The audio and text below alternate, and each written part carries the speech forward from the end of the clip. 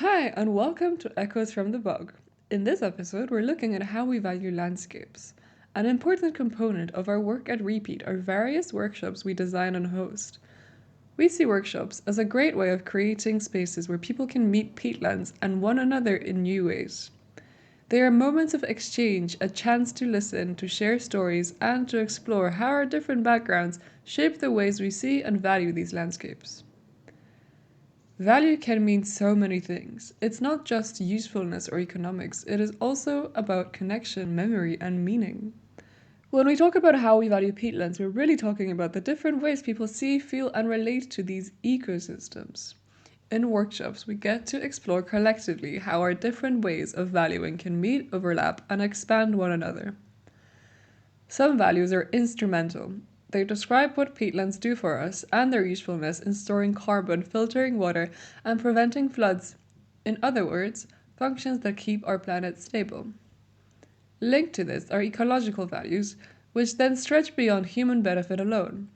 They remind us that peatlands are an entire living system, home to mosses, microbes, birds, and unseen networks that sustain life itself. We may also emphasize the economic values where we do recognize that people depend on these landscapes for their livelihoods, which includes paludiculture, local crafts, or ecotourism, showing that restoration and care can also sustain communities. Other values may speak more to knowing and recognizing peatlands from a more emotional or relationship basis. Intrinsic values recognize that peatlands have worth simply because they exist, whilst existence values describe the comfort we get of knowing that peatlands are out there somewhere living, breathing, sustaining, even if we never see them. Our connection to peatlands may be described through relational values and is linked to identity, belonging, and stewardship. Cultural values live in our stories, songs, and languages, in traditions of peat cutting, for example, or wetland folklore that hold generations of memory. The awe and reverence these places evoke may be captured by their spiritual value. We may even speak of aesthetic value in the colours, textures, and sounds of the bog. Finally, we may think of legacy value, of wanting to protect these ecosystems for future generations. What's striking is how these values sometimes coexist in tension. On the one hand, people express deep cultural, relational, and ecological attachments to peatland. On the other hand, the same landscapes are seen as resources for extraction, cheap fuel, or horticultural substrate. This contradiction reveals just how contested peatlands are, and why creating space to talk about values together matters so much. That's where workshops come in. They allow people to surface these different perspectives and begin to weave them into something collective. They remind us that value doesn't only come from peatlands themselves, but from relationships we build around them. When we share stories, labor, and imagination in community, landscapes take on new meaning. They become places of belonging, care, and shared responsibility. Our purpose is to show how workshops can act as portals, ways into connection, imagination, and transformation. They don't just teach us about peatlands, they invite us to feel them, to question ourselves, and to connect with people across borders and disciplines. So join us as we hear from Ffin from Criw Compostio, Carolina and Jamie from RE-PEAT, and Marella from Save Our Sperrins, each of whom has created space with the local community to engage with peatlands or their local landscapes. Together, we'll uncover how these gatherings can change not only how we see landscapes, but also how we see ourselves and each other. And as you listen, we invite you to reflect on your own landscapes, the places that hold your memories, your daily rhythms, your sense of home. What values they carry for you? How might those values grow when shared in community? Perhaps, like the workshops we'll hear about today, this conversation can spark new ways of connecting with the land beneath your feet and with the people who care for it alongside you. Ffin from Criw Compostio. Could you tell us about the Wales workshop you held with RE-PEAT? What inspired you to bring together so many different voices? Why do you feel it's important that such a wide range of perspectives were shared? We could, and we hope to, keep repeating this workshop and bring on yet more voices, more perspectives, more meanderings, more artistic offerings. For the bog is both an unrenewable resource and an inexhaustible source of inspiration for us, just as Cymru, Wales, is more than an inanimate landscape that people occupy. It's a land with capital L, a deep and ancient repository of memory that comes alive through story, that then becomes available for reinterpretation. Bogs feature often in those stories, and particularly Korsvachno, our local bog that hosted our workshop, is well known in legend for two magical inhabitants, the toad of Korsvachno, one of the oldest creatures in the world, and Grach Korsvachno, the witch of Korsvachno. We never even heard their voices in our workshop. Beyond the folklore, there are the flagship scientific research and bog conservation projects that make Korsvachno stand out. Justin Lyons, spending 25 years working there as a bog warden, has provided vital continuity. But there just hasn't been enough interpretation, education, or artistic exploration available for local people to engage with at the bog. So it was such an obviously juicy thing for us to do, weaving together the work of Alice Fowler, who just released a book on peatlands, Mano Naust, who's been making precarious performance art on bogs, Jake and Justin, who lead on the practical peatland conservation work, and Criw Compostio, who make peat-free compost from local waste. All of this held together through an international collaboration for peatland celebration and advocacy lens. Diolch RE-PEAT, and everyone who came. It was a pleasure to marvel at the bog with you. Can you also share more about your work with composting? How does the cycle of life and decay shape the way you relate to the landscape? Criw Compostio are a local microhaulier of putrescible wastes. We offer an organic waste collection and composting service to food businesses and projects in our community, and we make peat-free compost exclusively from this local waste. We love helping others too, whether that's how to talk about using waste or how to make great compost, sharing recipes, info sheets, and other resources to support communities to increase the production of compost and protect peatlands. We work with decay very directly, handling organic matter discarded after consumption, like plate scrapings from restaurant meals, or what remains after the value is extracted, like coffee grounds, or the material byproducts from preparation for use, like wood shavings from carpenters' workshops. We have front row seats at the ubiquitous show of decay, witnessing the surrender to mold spores, when the threshold to decay is crossed and the free-roaming, naturally occurring rot takes over. We are tuned into our community's consumption patterns and see what footprint that takes in the landscape, the space we occupy to process, contain, and transform waste into something that can be a nourishing offering back to the landscape. All the compost we make goes back to gardens, allotments, farms in our bioregion, the Dovey River Valley biosphere. As land workers, we feel entangled with the landscape, tuned into the season cycles. Autumn is perhaps our favorite compost season. It's time to make more creative offerings to our community, to create connection with our work and also opportunities for attunement with the wheel of the year as it turns. Carolina from RE-PEAT. You worked on the Peat Pen Plus program and have run workshops that connected children across the country through peatlands. From your experience, how do children tend to relate to these landscapes? What struck me most while working on Peat Pen Pals was how quickly children form a sensory and almost emotional relationship with a landscape when they're only given the opportunity to do so. So the moment we arrived at the Lye Valley, you could feel the shift in their attention from the everyday rhythm of school life to something slower, more observant and embodied. So as part of the workshop, we encouraged the students to explore the fen with all their senses, to notice the colors and textures, to listen to the trickle of water underfoot, and to touch the mosses in the peat. And this multisensory approach immediately changed the tone of the day. So rather than seeing the landscape as something separate, something to learn about, they began to experience it as something alive, something they were in conversation with.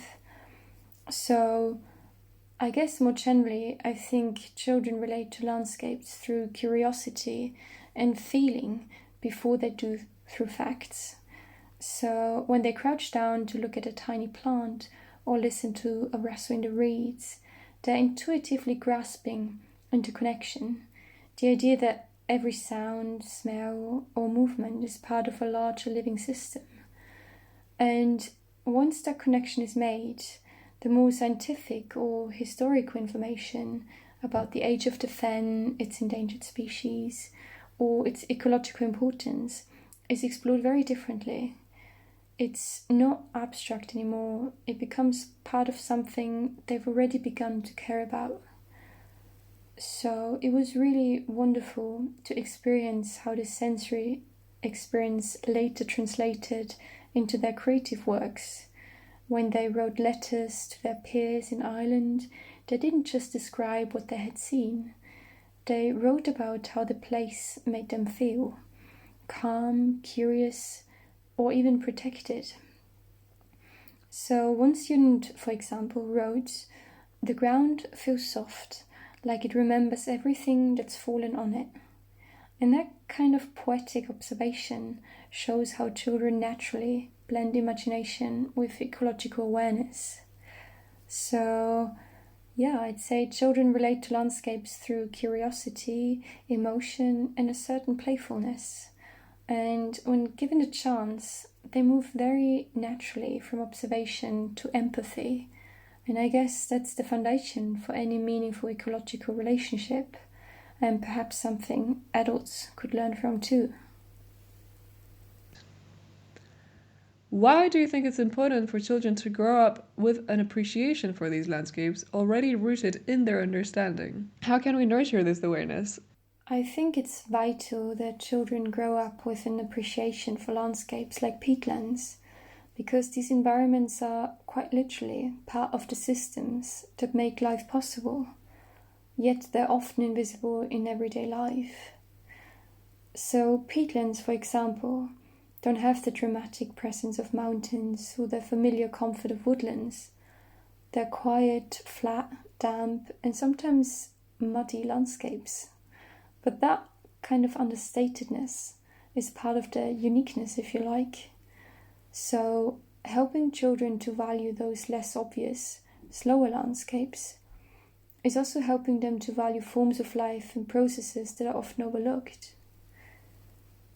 When children learn that a place like the La Valley has been forming for 14,000 years, or that it stores enormous amounts of carbon, filters water, and shelters species found almost nowhere else, their sense of time and importance expands. It introduces a kind of humility, a recognition that the world is full of interdependencies that existed long before us and will continue after us. And that's a very powerful starting point for empathy and care. So, to nurture this awareness, I think we have to begin with experience rather than instruction. So in the Peat Pen Pals, we didn't start by telling students why peatlands matter. We began by inviting them to explore, to use their senses, to notice. And from there, we introduced ideas and facts as extensions of their discoveries. It's about turning learning into an encounter, something experienced as much as understood. And I guess creativity plays a big part too. So when the children wrote letters to the pen pals in Ireland, they were writing about their experience through imagination and emotion. And that kind of act of communication transformed their local learning into something relational. And they began to see that peatlands connect communities from across all parts of the world, and that protecting one peatland is part of protecting them all. So I think appreciation grows through connection, really. Sensory, emotional, and human. It's not just about teaching and learning the facts, but about creating moments of relationship and connection. A relationship between the child and the landscape, between different landscapes, and between the people who care for them. And once that relationship is there, the sense of responsibility tends to follow quite naturally. So children who feel that connection will carry this feeling with them, and that to me is where real ecological awareness begins. Jamie from RE-PEAT, could you tell us about the workshop you led in Scotland? What were you hoping to spark or inspire in the participants? Yes, so Izzy, Caroline, and I developed a workshop for the IUCN UK Peatland Programme conference in Aviemore this time last year.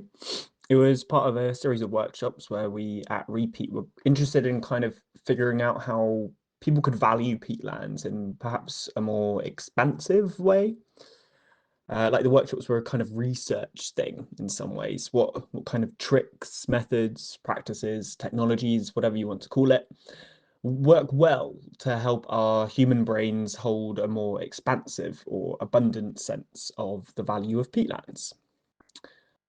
So in Scotland at Inchmarshes, the idea was that the questions we ask about a peatland arise from what we value about that peatland. You know, you ask questions about the things you think are important, basically. And then we approach this from three angles. A historical kind of heritage perspective, that was with Historic Environment Scotland at the workshop, from the perspective of children, and also a non-verbal sensory angle too.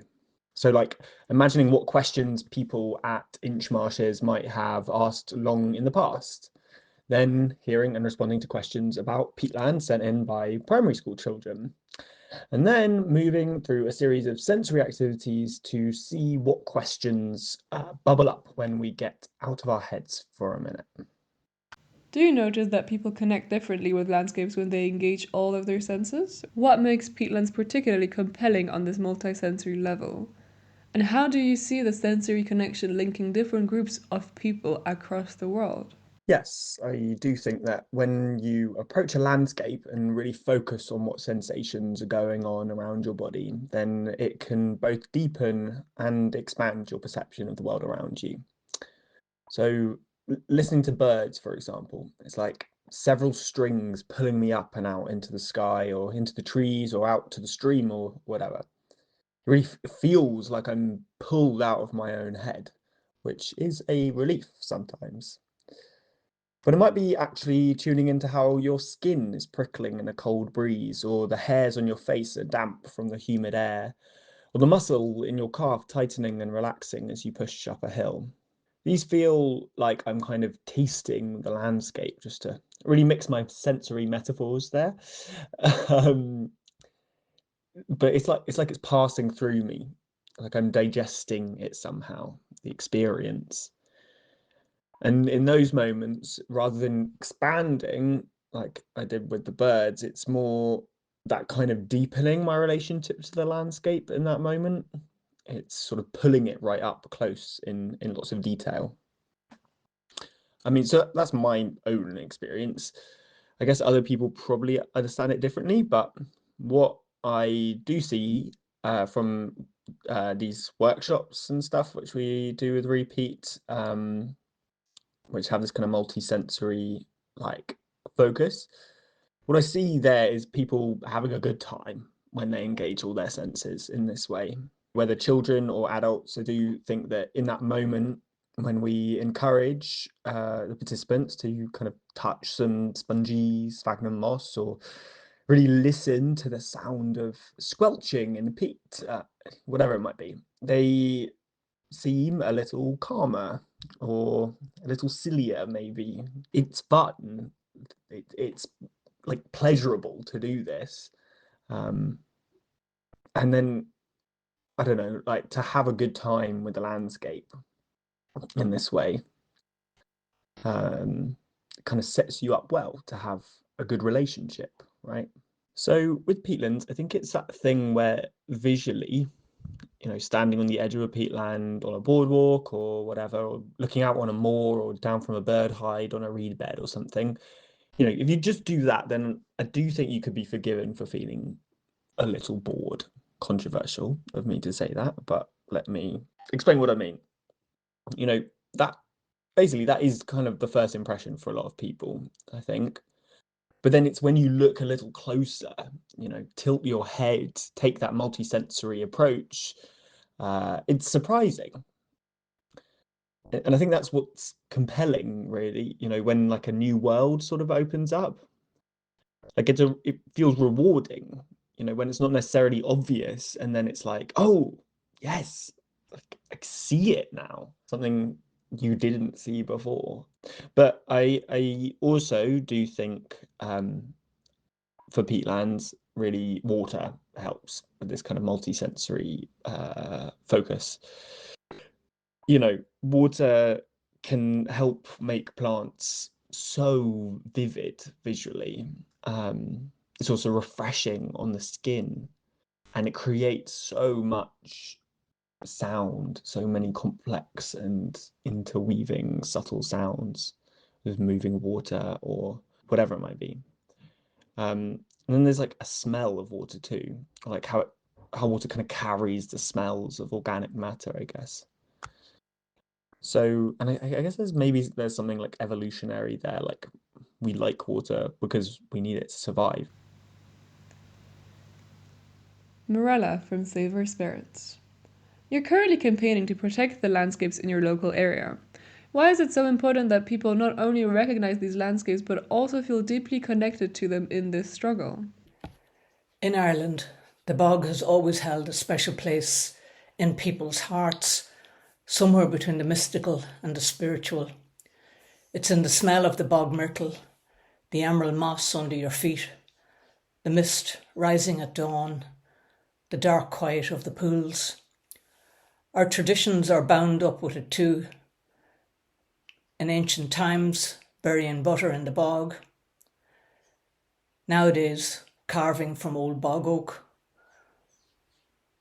Or in the recent past, the summer ritual of saving turf with tea brewed in a tin over the fire. So when a company talks about draining or digging up the bog for gold, it's not just land at risk. It's memory, culture and spirit of the people who inhabit it. People who'll only fight to protect what they feel part of. And once you've walked a bog, felt its living presence, you won't see it as expendable. Connection is what turns recognition into action. How has this experience opened up connections with other groups facing similar challenges around the world? This struggle here has opened doors to communities across the world who are also defending their peatlands and wetlands. And what strikes me is how often these places are woven into people's cultures just as much as ours are. Whether it's songs, food, tradition or sacred practices, the pressures are similar everywhere. Extraction, drainage, industrialisation, but so too is the response. Ordinary people finding courage, sharing knowledge and insisting that bogs and wetlands are not empty. They are full of life, memory and future. And people do have a huge role. We can destroy a bog in a few years, but we can also restore one if we change our relationship to it. In Ireland, that might mean re-wetting, cut away bogs, letting the moss breed again, welcoming back the curlew. But it also means remembering what bogs have always been to us, places of story, sustenance, even fear and wonder. So our role is not just as protectors, but as companions of the bog. We shape the stories told about it, whether it's seen as wasteland or as living heritage. And that storytelling is what transforms how landscapes are treated. When we speak of bogs with reverence, when we remind people of the tea in a tin and the gleam of sundew, then the bog becomes part of us again. That's when protection becomes possible. As we've heard today, connection takes many forms. For Compost and Decay, children's curiosity, sensory encounters and community action. Each story reminds us that valuing landscapes isn't about measuring their worth, but about remembering our place within them. Workshops offer spaces of noticing, to listen, touch and feel how our lives intertwine with land's slow rhythms. Through these shared moments, value becomes a feeling of belonging and care and reciprocity. If you have your own story to tell, maybe you live near a peatland, work with wet landscapes, or simply feel drawn to these ecosystems, we'd love to hear from you. You can reach out to us on Instagram at @re-peat.earth or send us an email at info@re-peat.earth.